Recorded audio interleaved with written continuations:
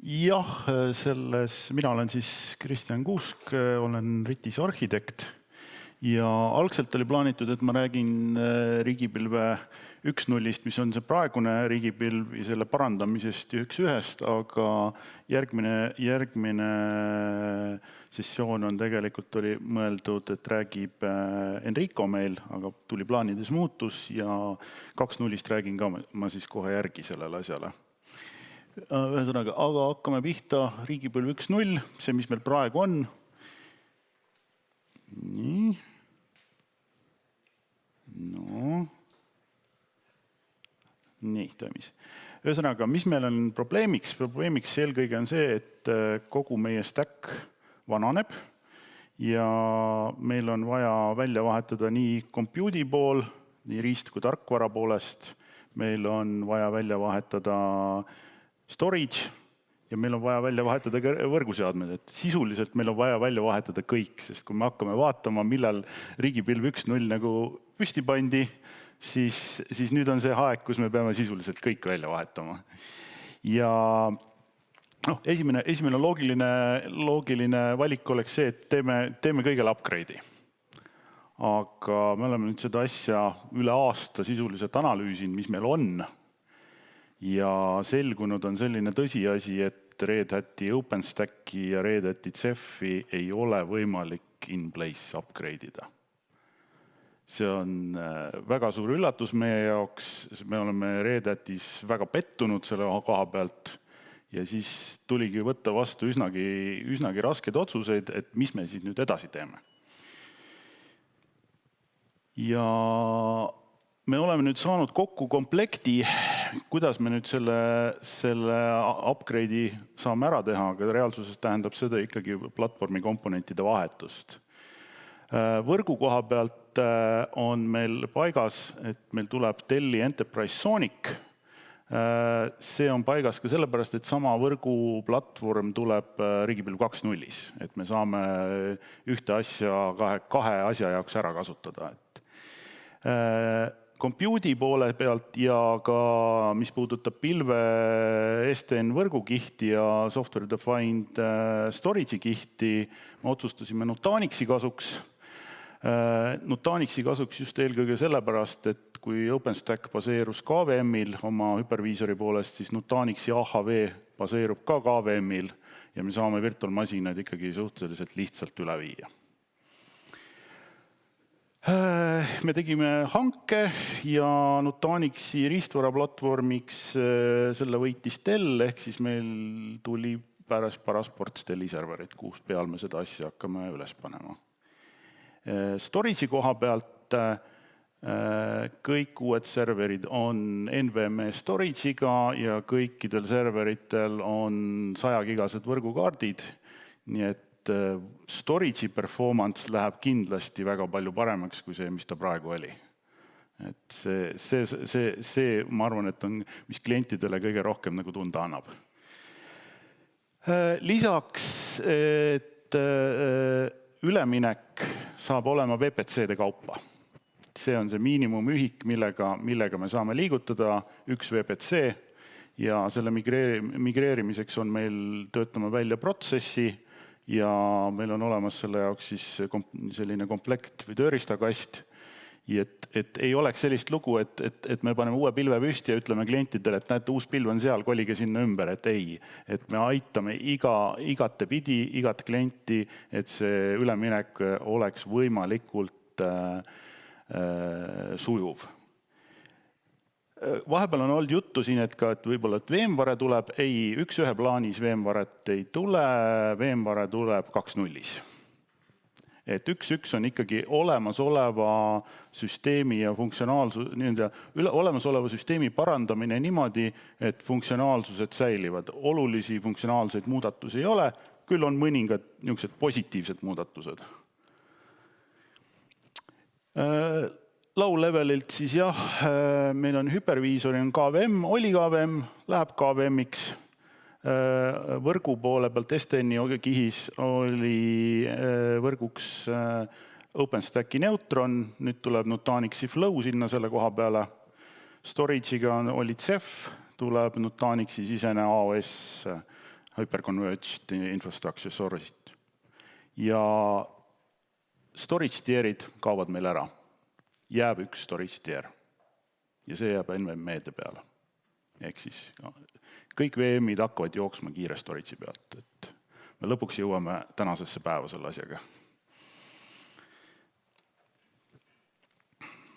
Uued võimekused, et paar positiivset võimekust, mis siis tulevad kaasa puhtalt sellest, et me võtame Nutanixi kasutusele, snapshotid hakkavad tööle niimoodi nagu ootaks. Sest kui OpenStackis oli snapshot selline, et sa tegid snapshoti ja taastada said ainult uude VM-i, siis Nutanixi põhja peal me saame snapshoti taastada ikkagi sellesse samasse VM-iga, ei pea uut VM-i tegema.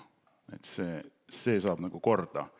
Siis VM-ide sees on võimalik kasutada UEFI-d ja Secure Booti.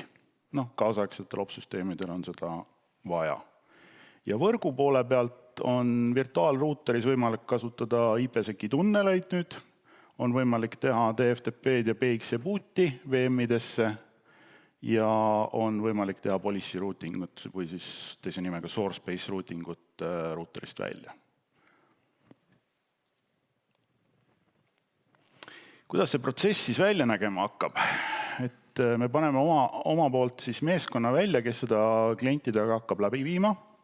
Et on inimesed, on protsess ja on tööriistad, et kõik see on läbi mängitud. Kliendi poolt on vaja siis süsteemi administraatorit või administraatoreid olenevalt selle konkreetse VPC suurusest, mida hetkel kolitakse. Ja suuremate puhul on tegelikult soovitav, et oleks ka projektijuht. Sest see üleminek on ikkagi mõningase downtime'iga. Oluline on see, et oleks tehtud reboot-testid, et sisuliselt, kui meie laseme VPC-s olevad VM-id maha ja uues süsteemis nad üles tõstame, siis kõik need service'id, mis seal VM-i sees on, et need ikkagi käivituksid. Ja igal sammul me jälgime seda, et andmete terviklikkus oleks tagatud. Ehk siis, kui on kuskil mingid andmebaasid, asjad mängus, et seal me hoiame ikkagi silma peal, räägime kliendiga läbi, et see asi ikkagi õnnestuks, et ei tekiks kuskil mingisugust andmekadu. Kõige lihtsam variant, kellel on Kubernetes, siis nendel on nagu hästi lihtne. Me teeme uude süsteemi, teeme uued workerid, lükkame workloadid uute workerite peale, vana süsteemis võtame workerid maha. Natuke võrke kohendame siit-sealt ja ongi kõik. Väga lihtne. Lõppklientide jaoks, kes infosüsteeme kasutavad suure tõenäosusega, ei olegi midagi tunda.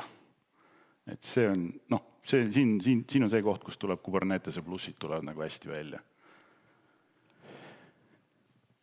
Legacy VM-ide peal olevatel asjadel, kui me oleme selle jaganud nagu kaheks, meil on nagu lihtne Legacy VM-i tenant ja siis hiljem ma räägin, kuidas keerulisematega teha, et lihtsa puhul hakkab see protsess sellega, et me laseme VPC-s VM-i shutdowni, me teeme nendest snapshotid, me replikeerime snapshotid uue storage'i peale, Nutanixi alla,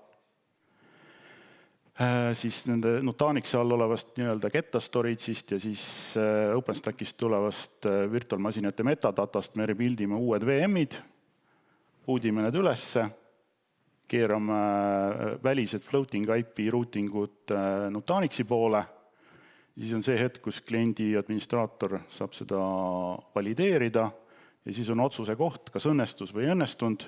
Kui õnnestus, siis on kõik hästi, jääb Nutanixi all asi tööle. Kui ei õnnestunud, siis kõik asjad on käivitatavad OpenStackis nii, nagu nad olid ja siis on aega uurida, et miks asjad ei õnnestunud. Et see oli nüüd see lihtsam variant. Keerukam variant on, keerukam meie jaoks, ta tähendab seda, et kas on väga palju VM-e VPC-s või on nad väga suured. Ja selle puhul ta tuleb nagu selline kaheastmeline. Kõigepealt me teeme töötaval VM-il live snapshoti, me replikeerime selle ära, me teeme samasuguse rebuildi VM-ile, me teeme testboodi võrk lahti ühendatuna, et ei läheks olemasolevaga konflikti, siis on valideerimine. Kui sellest etapist nagu kõik tundub okei olevat, siis tuleb see power-offi faas, Me laseme siis kogu süsteemi power off'i, teeme uued snapshotid ja nüüd teeme siis mitte täissüngi, vaid deltasüngi võrreldes eelmise snapshotiga. Ehk siis see on just eelkõige sellepärast, et kui on väga suured VM-id, siis see aeg lihtsalt läheks muidu liiga pikaks, millal kogu süsteem maas on. Siis edasi läheb samamoodi rebuild, siis puudime ülesse, lükkame IP routingud ümber, siis on kliendiga valideerimine, kas kõik tuli ülesse ja siis on otsuse koht, kas see oli success või me keerame tagasi ja tagasi keeramine on samamoodi, et paneme vanas keskkonnas lihtsalt asjad uuesti käima. Ja siis on aega jälle uurida, mis siis valesti läks. Et nii see on. Küsimusi? Ja kohe tuuakse mikrofon. Mikrofon, jah.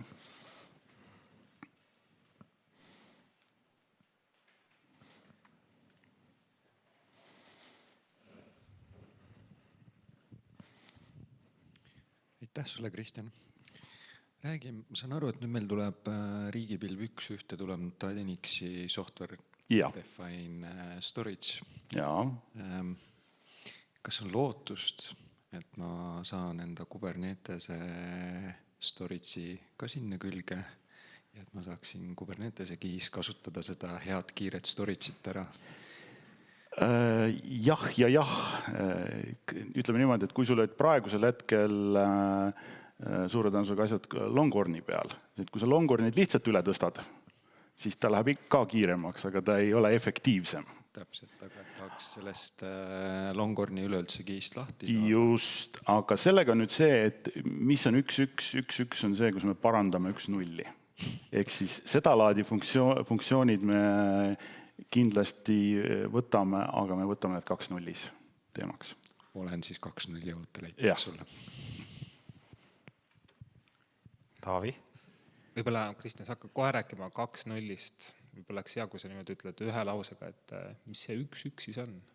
1.1 on 1.1, 2.0, 3, 2, 4, 7, 7, 8. Et 1.0 oli see, mille me sisuliselt pärisime konsortsiumilt, see, mis meil praegu töötab. 1.1 on vigade parandus sellele. Kitsaskohad ja probleemid ära lahendada. Funktsionaalsust oluliselt juurde ei tule ja 2.0 on siis see, kus tuleb oluliselt uut funktsionaalsust juurde, kus see pilve nägu tegelikult muutub. Võib-olla ma kommenteerin enda poolt siis natuke. No, kommenteeri. Pikalt tahad, siis tõuse püsti. Jah, ma tõusen püsti. Et mina olen seda seletanud alati selliselt, et 2.0 on see, kus me tegelikult kasutame siis IAC mudelit ja põhimõtet, meil on siis koodipõhine kõik. Siis 1.1 puhul me tegelikult kõik need ängid, mis Kristjan rääkis sellest, mis tulevad meil OpenStackist, siis me tegelikult tahame kiiremini edasi liikuda sellega, me tahame jällegi saada toimetada efektiivsemalt, siis me oleme otsustanud, et jah, me võtame selle Nutanixi kasutusele, me ei tee seal IAC meetodiga, koodipõhiselt. Me paneme need käsid siin, et masina püsti. Kui kusagil saab kasutada Git Ansiblet, kasutame, aga see ei ole fookus. Fookus on saada tegelikult igapäevased toimetused efektiivseks. Et me kulutame lihtsalt aegalt, kui ma vaatan sellist püramiidi, mis on siis, eks ju, et sul on kliendihaldurid, sul on L2, sul on L3, meil on see täpselt tagurpidi. Ehk siis meil on kliendihaldurid on vähem, aga meil on ilgarme adminne. See võiks olla vastupidi, meil on vähe adminne, meil on hästi palju kliendihaldureid. Et see on tegelikult see, miks me seda teeme ja miks me räägime 1.1. Mulle tegelikult ei meeldi üldse, et me räägime 1.1. See on, ma ütleks, et see on üks suur õnnetus, mis ma kunagi tegin, kui ma hakkasin rääkima 2.0-st. See on selline majasisene termin tegelikult. Et võib-olla täna veel räägime siin 2.0-st 1.1, tulevikus räägime ainult ikkagi riigipilvest. Aitäh! Nii, ma vahepeal, meil on online inimesed ka aktiveerunud lõpuks. Võib-olla see testküsimus lükkas selle müüri ümber, aga 2 küsimust muidugi on väga sarnased, et üks inimene küsib ajaraamist, ei olnud juttu või ma ei pannud tähele, ja teine küsis, millal päriselt migreeritakse versioon 1.1 peale, millal see toimuma hakkab? Lootus on, et see hakkab toimuma sügisel ja ajaraami spetsiaalselt ei olegi, sest kui me teeme kliendi VPC kaupa, siis see vahemik saab olema ikkagi suhteliselt pikk. Et kui me tegeleme ühe kliendi VPC-ga, siis me sellel hetkel ei saa tegeleda teiste klientide VPC-dega. Et see protsess saab olema ikkagi suhteliselt pikaajaline. Aga lootust alustada on sügisel. Selge, võtke siis teadmiseks, sügisel läheb suuremaks tööks. Järgmine küsimus, mitu projekti / teenust kas või protsendiga riigipilves K8S-i peal on ja mitu on VM-ide peal? Viimane number, mis ma kuulsin, on, et 40% on Kubernetese peal. Isegi hästi. Jah. Vaatan vahepeal saali ka. Näed, seal on väga hea, siis teeme sellist ping-pongi. Priit Kollo, riigipilve klient. Kes siis on vähem oli, et siis naer oli sellepärast, et Priit oli kunagi Taavi rollis, et nüüd ta on kliendi rollis. Jah. Aga tahtsin küsida ka ajaraamist enam rääkisid, aga et NVMe kettad, mis hinnakirjaga te neid hakkate arveldama? See on hea küsimus. Me teeme ikkagi niimoodi, et see üks hind, mis tuleb, oleks pigem võrreldav kettatieri hinnaga, mis praegu on, mitte SSD-tieri hinnaga. Et need, kellel on SSD-d, läheb asi suure tõenäosusega palju odavamaks. Said vastuse. Siis on online'is ka selline küsimus, kui valus saab olema UEF-i sisselülitamine Legacy VM-idel? See ei ole hea mõte, see on väga valus. Üldiselt seda asja lülitatakse üks kord ja see on siis, kui VM luuakse. Kuskil ei ole käsku, et UEF-i peab sisse lülitama. Tavaline biosepõhine VM, mis me kõik üle kolime, need kõik töötavad, ei ole probleemi. Reeglina tähendab see tavaliselt opsüsteemi reinstalli, et sellega ei ole mõtet tegeleda. Kui ei näega, siis ma võtan, mul on veel üks viimane küsimus praegu. Kas Nutanix X cloud lahenduse tugi tuleb ka, et laiendada on-prem keskkonda? Praeguse seisuga üks-ühes kindlasti mitte, sest üks on olemasoleva funktsionaalsuse sisuliselt kopeerimine paremate tehnoloogiate peale. 2.0-s võib olla. Me ei ole hetkel veel sinnamaani jõudnud, et seda konkreetset tehnoloogiat vaadata. Nii, kuna online inimesed vastu ei saa vaielda, siis ma loodan, et see vastus sobis. Aga tuleb teinekord kohale tulla, siis on see täpsustuse koht ka olemas. Kas saalis on veel mõni küsimus? Taavil on käsi püsti või? Saad küsida või? Okei. Ma tegelikult kommenteerin seda ajaraami. Me oleme ajaraamiks mõelnud 6-8 kuud. On tegelikult see, kus me toimetame ja me tahame siis aastaks 2025 OpenStacki sulgeda. Ja kui täpsem olla, siis märtsikuus. Aitäh! Saad sa aru, see oleks kõik linti praegu. Nii et kõik kuupäevad asjad. See on järelvaadatav. Aga okei, eesmärgid tulevadki kirja panna, siis on enda. See eesmärk on tegelikult tuleb Red Hati poole pealt, et peale seda lihtsalt ei ole OpenStackil ja CEF-il enam supporti. Me peame enne seda selle asja ära tegema. Nii, ma ei näe ühtegi kätt ja ei näe hetkel online'is ka rohkem. Seega, kuigi sa teed järgmise ettekande ka, aga saate ise ka liigutada. Teeme siis aplausi esimese ettekande eest.